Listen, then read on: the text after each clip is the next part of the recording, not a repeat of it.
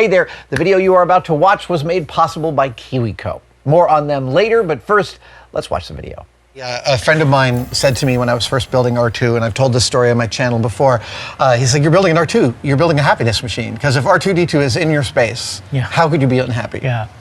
Hey everybody, Adam Savage, and I am in the brand new Futures in Space Gallery at the Smithsonian Air and Space Museum here in Washington, D.C. And the coolest part for me, well, actually there's so many cool parts in this room, but one of the coolest parts is that I lent a piece for this exhibit that will live here for the next decade, and it's my R2D2. Matt Shindell here is the one who reached out to me and asked if I would loan him. Matt, how are you? Hi, how's it going? Very good, sir. It's amazing to see him in situ. It is, it's really great. And you know, I've seen him every step along the way since he arrived here, and actually first saw him in the picture that you sent of him in your cave. But yeah, it's been a great journey watching R2 make his way from California to the Udvar-Hazy Center, going through conservation, being assembled, and then being brought here and finally put on display, all lit up, you know, ready for the public to come and see him. He looks so beautiful, and I'm always impressed with how beat up R2 is. And I beat this one up myself. That's one of the great things about R2D2 is that just like the artifacts that we have in the museum, that you can see the evidence of their use, their space flight, right? They have partially ablated heat shields, they have scorch marks. R2 has his own sort of history written on him with all of the dirt, the scratches, everything, right? And you know, you can see that in some of the different R2D2 toys that have been produced over the years. Some of them represent him before Dagobah, some after Dagobah, where he's covered in mud, right? And so it's always fun to kind of look at what R2 you have and how it fits into the story. So when you built this one, you built it after you had already worked on R2D2 props for the movies. Yes. So you had that expertise, you knew the design. Well, the expertise is a funny one, because on set, when an R2D2 needs like a door to open, they're very unsentimental about the objects that are in the Lucasfilm collection when they're being used for a movie. So if they need a door to open, I have cut several little hinge notches in original R2 doors to put in little hardware store brass hinges that then I will spray paint white, and that'll work for the shot. So I had worked on a couple of the original aluminum Episode 1 R2s, and then one of the Kenny Baker R2s, which had fixed feet and sneakers built in, sat next to my desk for a couple of years. And yeah, I spent at least a month getting every measurement I could. And then there was a secret group of us at ILM, the Romeo Delta group, building a set of R2D2s. So you based this on that Kenny Baker model? Yes, and when you say based, it's very specifically all the measurements come from that one. Every one of the R2s is different in almost all of its critical measurements in small ways. They're quite inconsistent. So we'd started this project in '99. It's now 2005. And I'm working on finishing him at the Mythbusters shop. And I was getting to the skirt, and we had built a master for the skirt, and we had made a mold, and none of us could find it. And I was like, oh crap. And then I realized, oh, I could make the skirt. I could probably make it in, you know, a few hours. And I did. And then as I was putting it on, I put this huge break in, this dent there that's visible on that panel. And I thought about finishing it and bondoing it and cleaning it, and then I remembered, R2 is beat to hell. And he was still all white and shiny when I was doing the final assembly. I had to remind myself that I didn't have to be precious about those tiny details. All right, Norm, KiwiCo famously makes kits for kids of all ages, and this kid has made a bunch of their kits, but you have kids of actual kid ages. Oh my gosh, I sure do. Tell me how your family likes the KiwiCo kits. Yeah, so we've been getting these sample kits for these sponsorships, and I've been taking some of them home. It's been summer, so I needed things to keep my kids occupied, and they've been really, really enjoying this. So I have a 6.5-year-old and a 4.5-year-old, and you know, like this video is about one of your favorite robots that you built. This has been some of their favorite robots. That they've built. Just this week, we built this. This is the domino placer, right?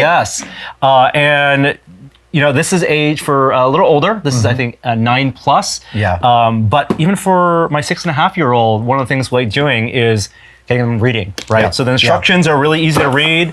They fold out into a big poster, and I make them read the instructions You RTFM. loud. Nice. I know. We never did that. I made them read the instructions out loud before actually doing it. The pictures are great, but I think it's a really great thing for like parents and kids to do together. That's a beautiful thing. And by the way, I always did read the manual.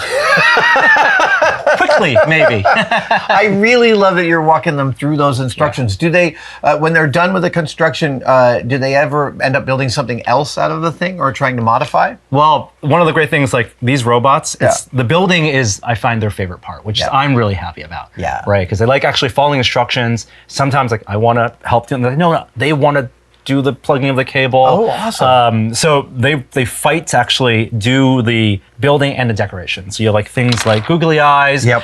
This was just built this past week, so the next step is, of course, get markers on this. Yep. I love the clear O-rings holding the sides and the frame intention. Yeah, all the supplies, of course, are in the box, and this makes it easy to put together. Like, you're not screwing things. I know, like, all the slots are perfectly matched up. Again, looking at the picture allows them to get some spatial awareness of how things are oriented.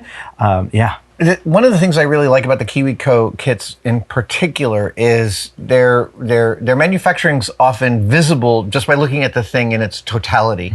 And I feel like that's a great exercise to put kids' brains through, because later on when your kids are 3D printing and they're looking for mechanical attachment solutions, they'll have bathed in them on the Kiwi kits. Or laser cutting, right? Yeah, They'll right, understand, exactly. right? Like, this is how laser cut pieces can interlock and be assembled.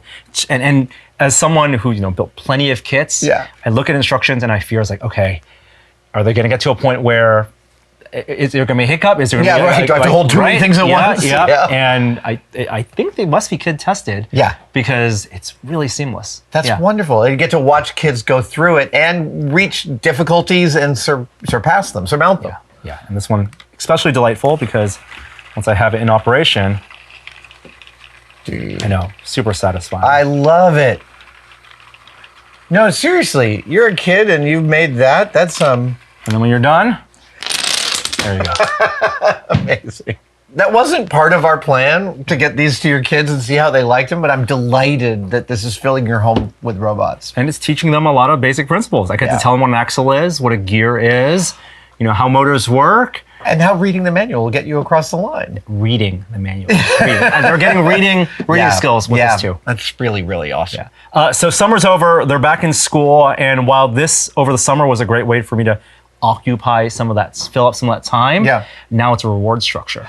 Oh. Now it's, you do all the stuff you have to do, so we get to build the kits. And there's plenty of kits for, it's a nice deep well now. Yes. Oh, dude, that's fabulous. Yeah, so keep on sending us kits. We'll keep on building them. And we have an offer for folks out there. Tell me what the offer is. Yes. So if you use the code TESTED, you can get 50% off your first monthly crate. And all you have to do is go to kiwico.com/tested.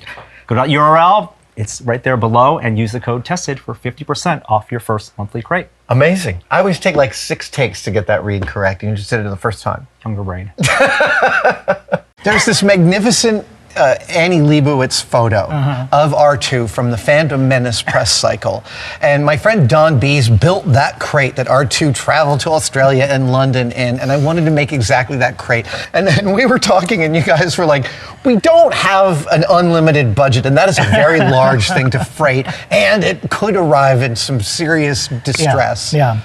And so we went to a piecemeal approach. We appreciate that, and our conservators had a lot of fun putting it together. I was impressed with how much damage the post office did to it on its way, because we separated it as leg, body, head, and even still, the legs they had been bounced around a bit. Yeah, we had to do a bit of reassembly that we hadn't planned on, but that just happens a lot of the time with artifacts when they get shipped. Is there will be a little bit of damage that we have to account for. I mean, if everything goes perfectly, there's none of that, but more often than not, there's some little thing that has to be fixed. I want to tell you, speaking of some little thing that has to be fixed, Star Wars nerds are watching this video, and they are noticing that the red light does not flash to blue. And so what I'm going to tell you is that behind that red light is a cup with a pair of bulbs in it split by a fin. And the red gel is just wrapped around the bulb. It's not even attached. And the blue gel has fallen off the bulb. And so before it opens, you might want to get that gel back on there.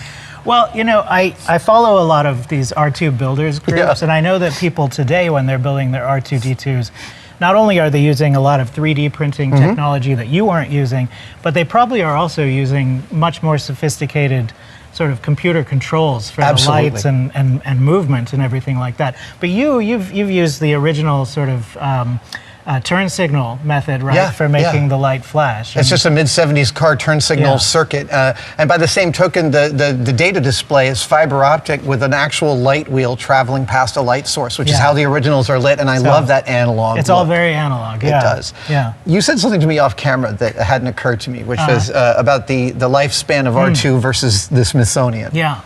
Yeah, so, R2D2, George Lucas introduced him to the public in 1977, right, in A New Hope. And this museum opened probably less than a year before that, in July of 1976. So this museum and R2D2 have been inspiring people to think about space for almost the exact same amount of time. Yeah, amazing. I think that's kind of neat. I think it's really beautiful. And I love that he doesn't come back home to me until I'm almost 70 years old. I feel like he ends up being part of my lifespan. Do you know what I mean?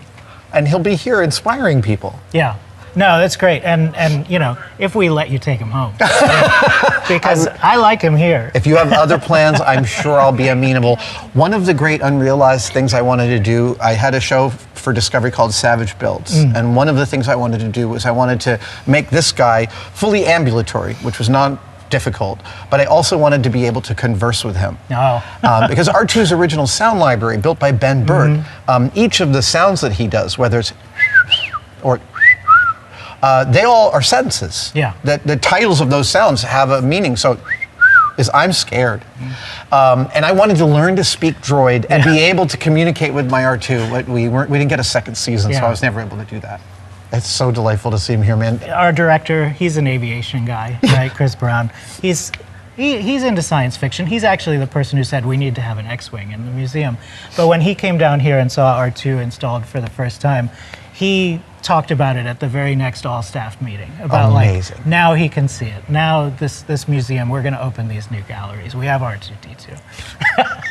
Dude, it is so thrilling. And it's so thrilling to be even a minor part of this beautiful room that you guys have designed. Futures in Space is so inspiring. Well, thanks. I mean, we're really looking forward to seeing how the visitors respond to it, because we've been working on it for years, but now is the time when the rubber hits the road, when people actually come in and start seeing it, interacting with the questions and with the artifacts and the stories. And we get to see if the work we've done hits where we think it's going to hit. Or if it's, sometimes we get surprised. Will you come down here with a baseball cap on and listen to people's conversations and see what they're talking about? Well, I will, maybe. I'm imagining at some point I'll have to wear a suit and tie in this gallery. And so I've already gotten prepared. A year ago, I bought an R2D2 tie so that I can, fit the part here. Maybe you should have a little, an Imperial insignia on your pocket there. Matt, thank you so much. Oh, you're very welcome. Such a thrill to see him in here. Yeah.